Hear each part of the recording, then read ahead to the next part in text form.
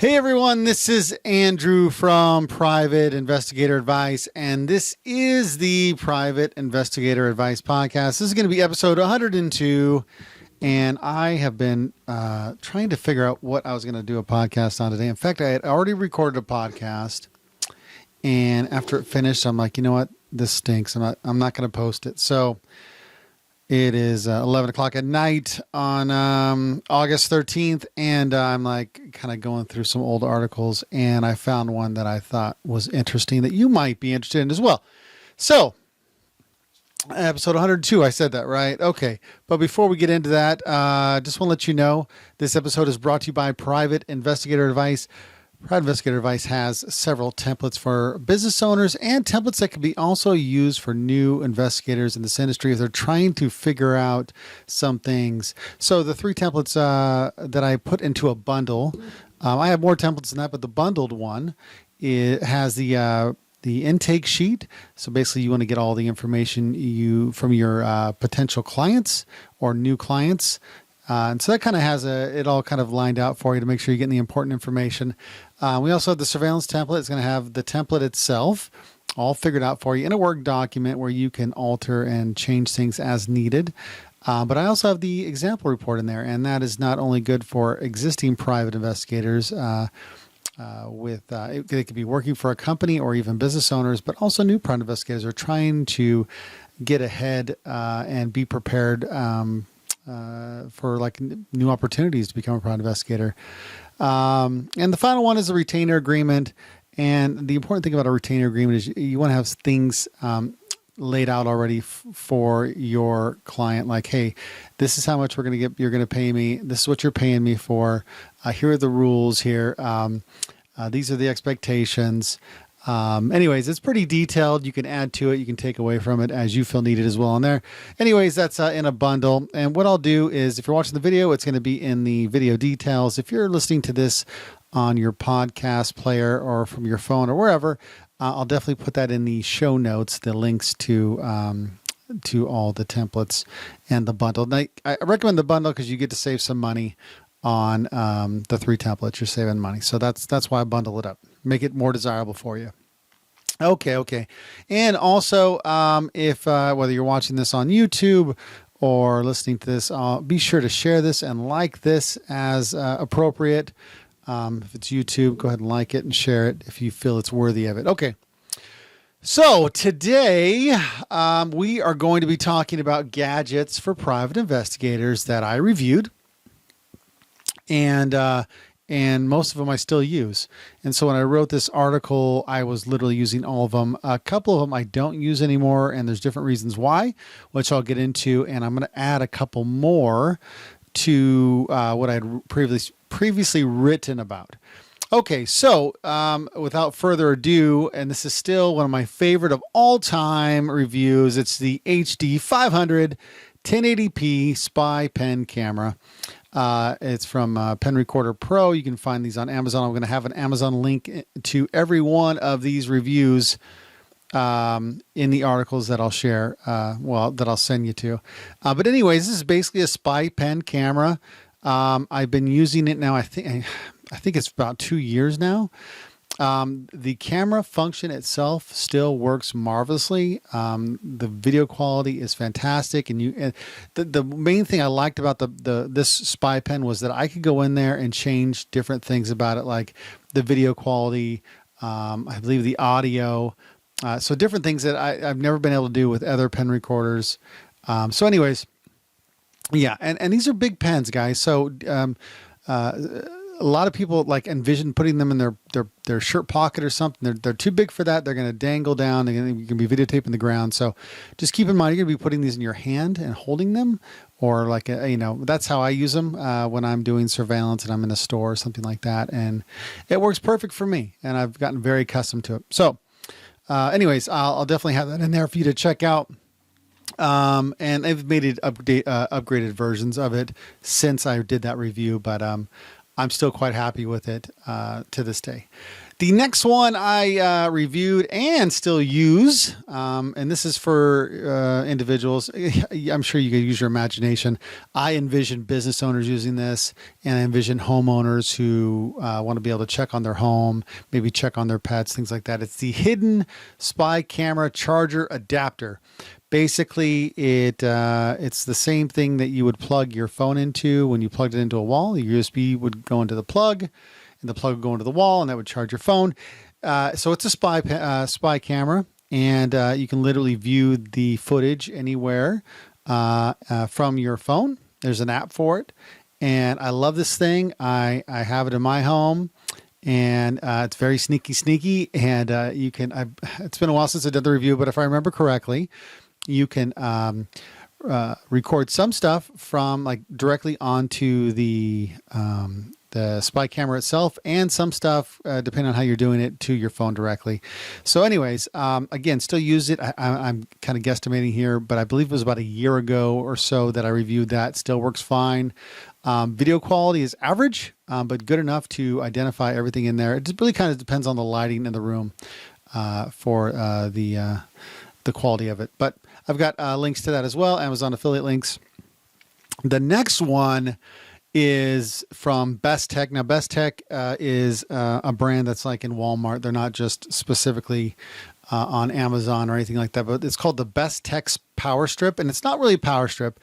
And again, I'm going to have pictures in here in this video, but basically it's a standing power strip with USB ports and actual plugs that you stand up. So I put mine. It's right next to me, and it's one of those power strips you put on top of your desk, and you can just plug all kinds of different things in. It doesn't have to be on the floor. And it was just really ideal. I love it because then I can plug USB things in there and spy cameras and various other things I'm charging. So still definitely highly recommend that. Anyways, and again, I'm going to keep saying it. I'll have links to all these things in the article that I'll share.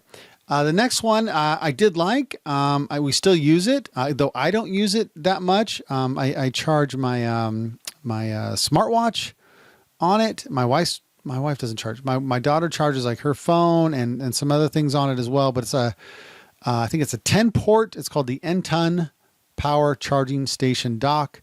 You can stick phones on top of it. It's got these little slits in there, so you can put, maybe some iPads or something like. You put various things in there.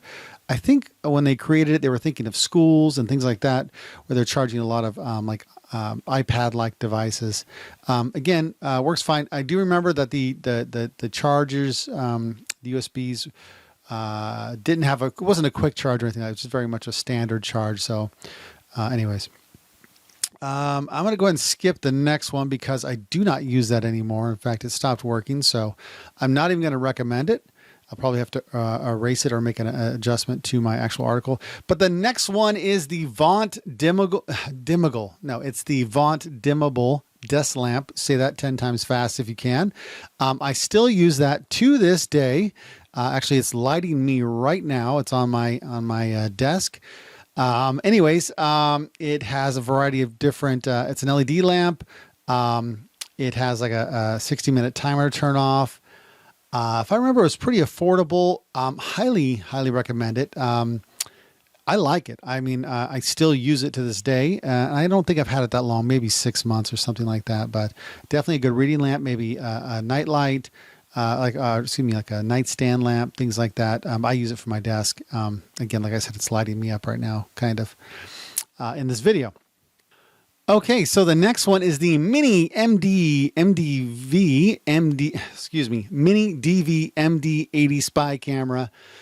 This one is kind of got a funky design. I still have it as a backup. It is definitely not my regular go-to everyday spy camera. I told you that the first one I told you is actually my first go-to right now, though it doesn't have the best design. But yeah, the MD80 still works good. The video quality was okay. I just remember it not aiming straight. It would kind of, it wasn't straight. So it was either aiming a little high. So if I point it perfectly straight like it should be, it would be videotaping higher, as if the camera wasn't set right inside of it. But again, I would still recommend it. I remember the video quality being pretty good. I mean, we're not talking, Sony or Canon, things like that. That's not the expectation you should have, but I remember it being affordable, and that's also important. So I reviewed that early on in PI Advice because I was trying to get my hands on as many spy cameras as possible that I thought private investigators would use. And again, so anyways, I still like it. I use it sparingly, and I would still recommend it. Okay, the next one is the Focus Power Bluetooth earbud. Now, the Bluetooth earbud, it basically is like I can't believe they even make them this small, but it's a little earbud you stick in your ear. It connects to your phone or whatever device you have via Bluetooth. There was only one earbud, which was fine, and I like that because I like to have one ear free to hear, like when I'm, if I'm in my car. I don't need to have both, headphones on, like kind of a situation where I can't hear around me. So I could be listening to a podcast or I could be on a phone call and I still could hear everything around me. Anyways, I used it up until the time that I lost it. And that was the one thing I was afraid of because I remember it might have come with the case, but I didn't use the case. I would always kind of like just connect it to the charger, which is a little USB charger that would, if I remember correctly, would just plug into, it was a USB charger. So you plug it into the USB and then the earbud was magnetically attached to it and charge. If I remember correctly, this thing got like 5 hours of use at a time, which was a lot. And I love the thing. I might even buy another one because I still love it, even though I lost it. I'm kind of bummed about that, but still would highly recommend that. Anyways, people that I, after I reviewed it, bought it, and even they would comment to me like, hey, yeah, use it. And we would talk about it and stuff.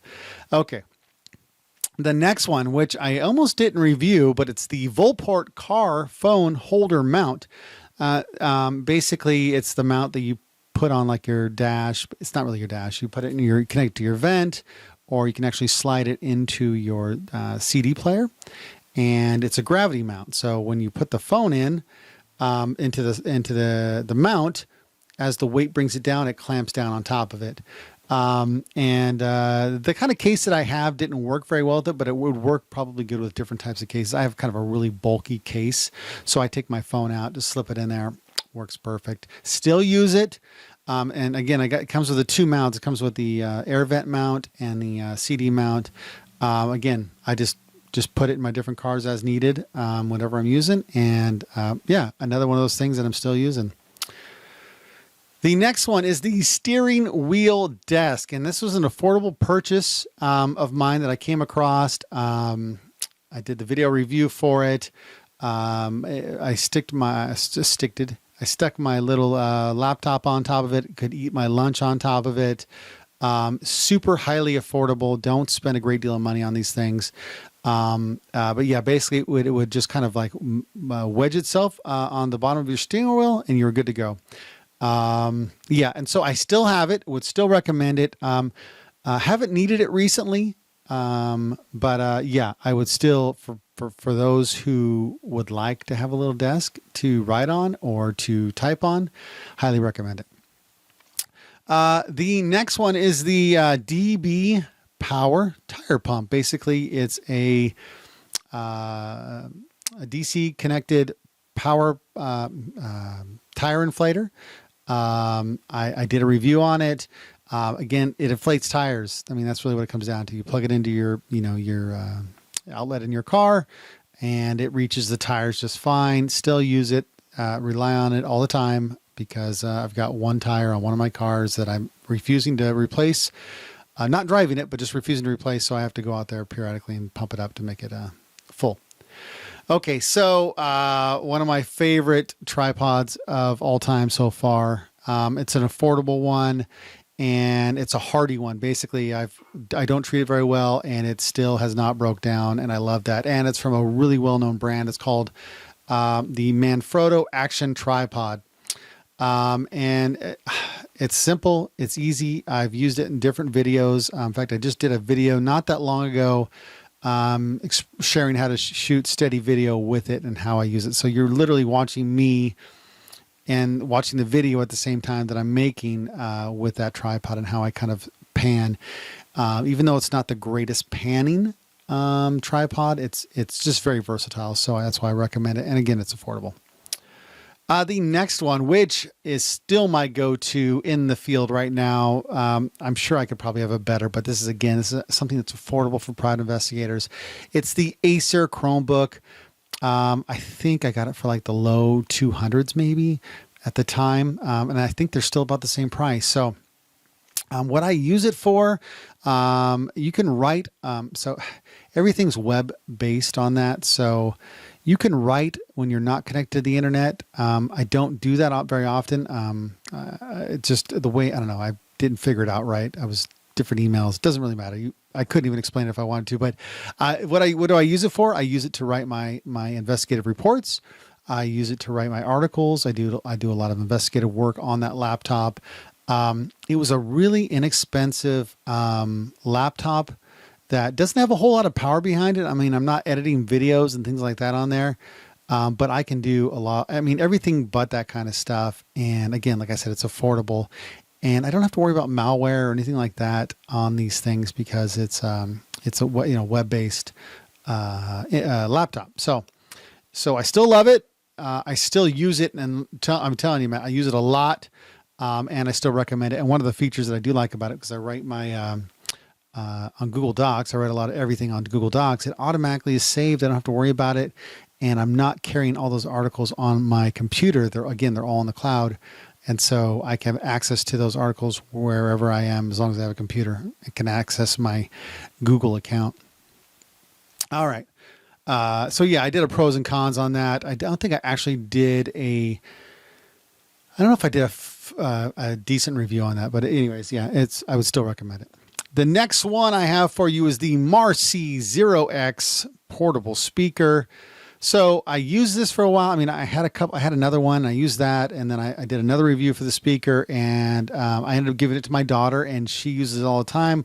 We take our boat out. She sticks it on our boat, and you would think that we have a sound system in our boat, which we don't. We don't have a stereo system in there, but super loud. Also, in regards to why you would use it, there has been occasions where I wanted to play something from my phone or from a different device, Bluetooth related, or I could plug it in directly. But I had a translator on my phone, so I had to have my phone and I had to have a separate device to actually play a recording. So that was the reason I want it loud enough for my recording to hear that. So there was a lot going on, but I definitely found a use for it, and I'm sure you could too. Definitely affordable. Again, my daughter still uses it all the time. The next one is the N-Ton Power Car Jump Starter and Power Bank. If you are a private investigator, you need to have this. This is a portable jump starter power bank. It's got like a 2100, what is it, like milliamps of power in the power bank. It jump starts my car. I have literally just happened to my truck. My truck's been sitting a while. It's been due. I have had that battery in that truck for a very long time, and it just wouldn't hold a charge. So I had to jump start it several times, and not because it wasn't jump starting, but just over the course of a day, for trying to get it to charge and driving around, turn it off, it wouldn't start up again. All right, jump it again. It does a great job. Comes with a bunch of different attachments for this device to plug in. I think it's computer plugs. They were very thoughtful. There's some USB plugs on it as well. I took it with me on a road trip to California just in case, and it's small, it's tidy, and even if I didn't use it to jumpstart my car, I could still use it as a power bank for my devices, my phone, my computer, maybe not my computer because it doesn't have a hookup, but anything else, my iPads, things like that. Anyways, like it, love it, would still recommend it.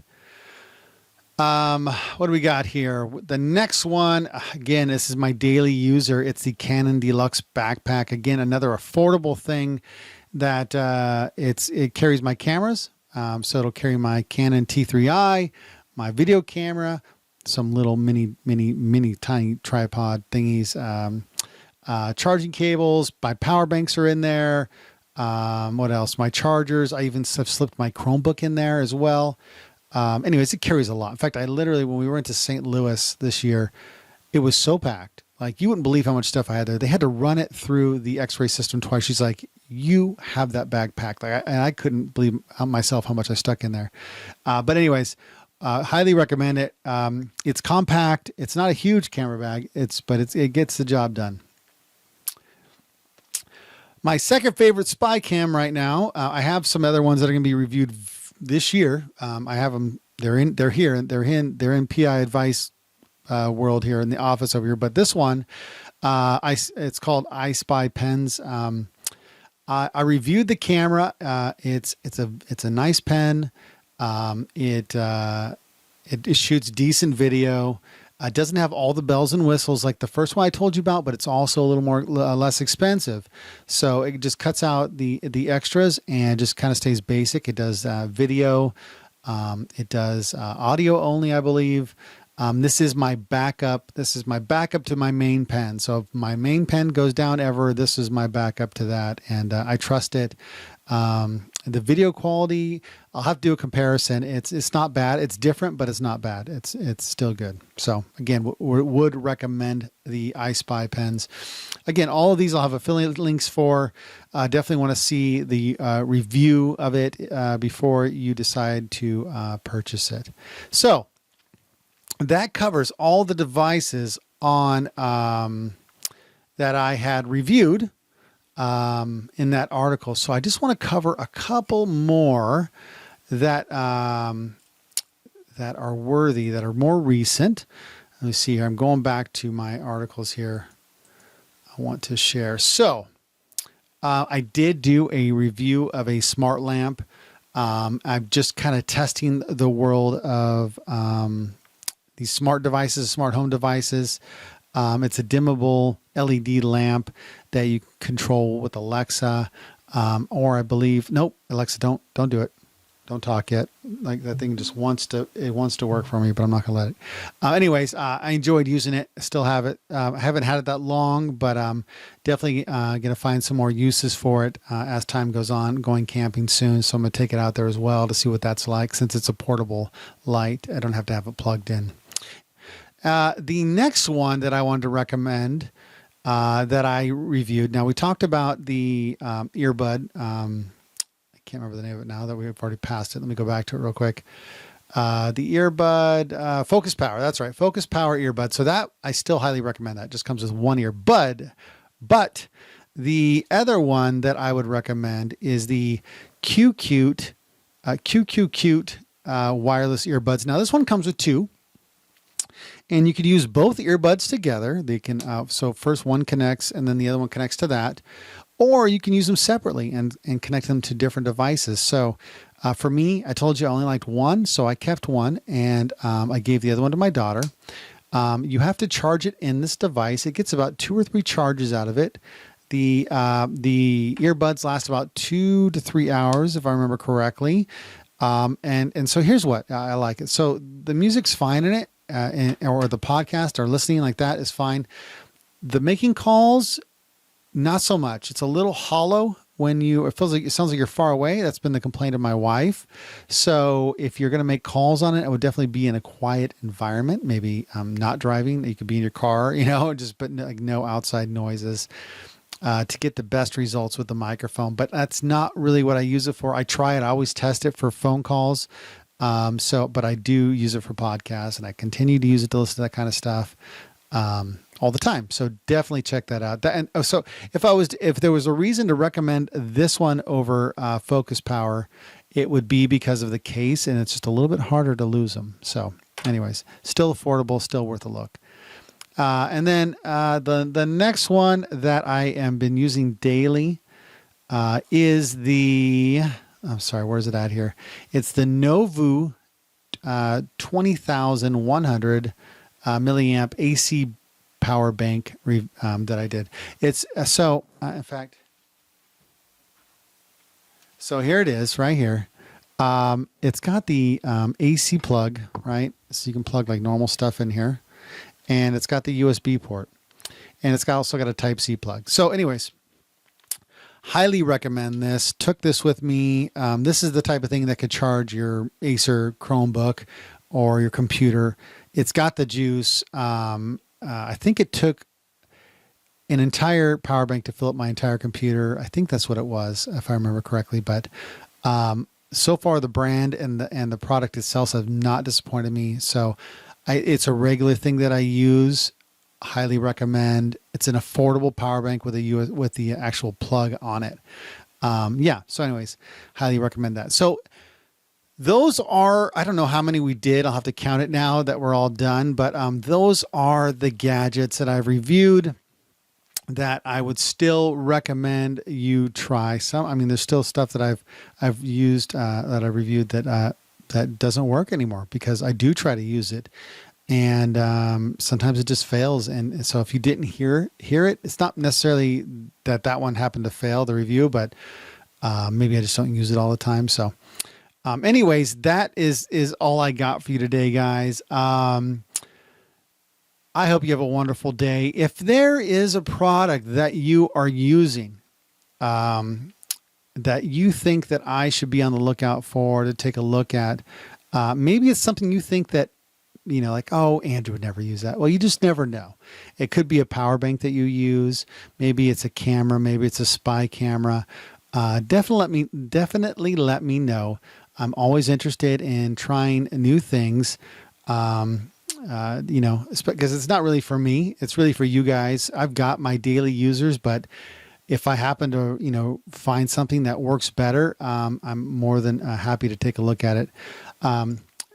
I come from the belief that a lot of this stuff doesn't have to be expensive. We can get into this industry and start making money and providing a quality, product as it relates, maybe it's you're doing audio recordings or for your interviews, or maybe, of course, it's surveillance. So I believe that we can get still provide a quality product without having to spend thousands and thousands of dollars.